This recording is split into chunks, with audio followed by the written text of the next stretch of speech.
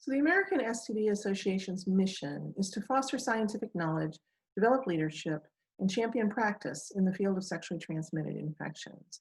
We have many ways that we go about doing this. Again, I would encourage you to visit our website for more information. But one of our objectives is to recognize outstanding contributions in STI control and prevention. So each year we give out a number of awards designed to help recognize people that have made significant contributions.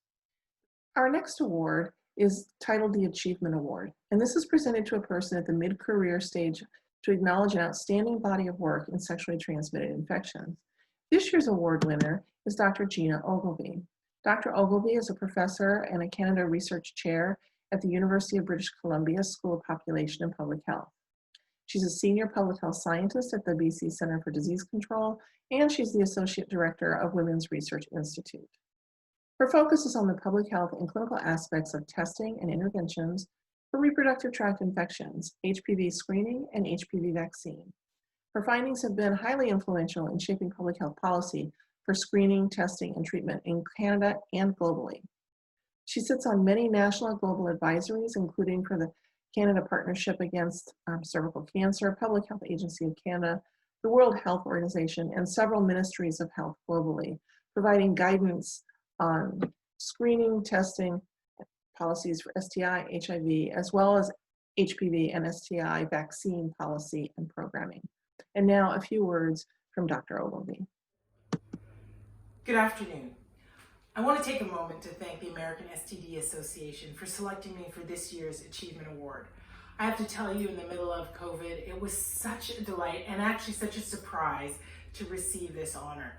And I was particularly tickled because it was, of course, I was nominated by colleagues who are very dear to me. So I really want to thank them for taking the time to pull together that nomination and thank the association for selecting me.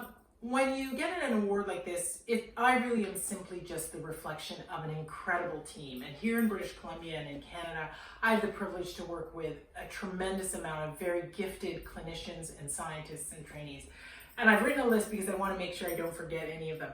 So particularly, I want to thank Ruth Elwood Martin, who was one of the first family physicians who worked on our work in HPV and self-collection. And she was really critical in the early years of my career in making sure I was part of this incredible team. And then others who have been leaders in cervical cancer prevention throughout their entire careers.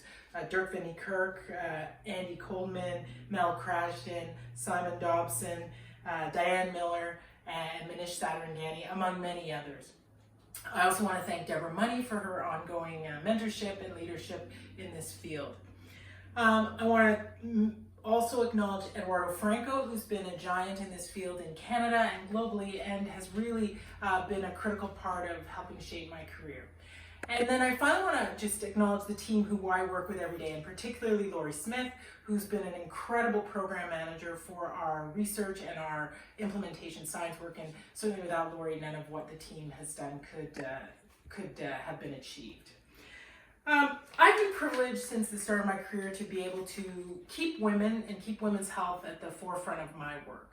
And it's really important, I think, when you are building your career and when you're thinking about a career, to have a real passion. And so for me, working with women, but also working with in an area where we had lots of tools and there were challenges around optimizing those tools and really designing trials to make sure we understood how to best use them has been a real privilege.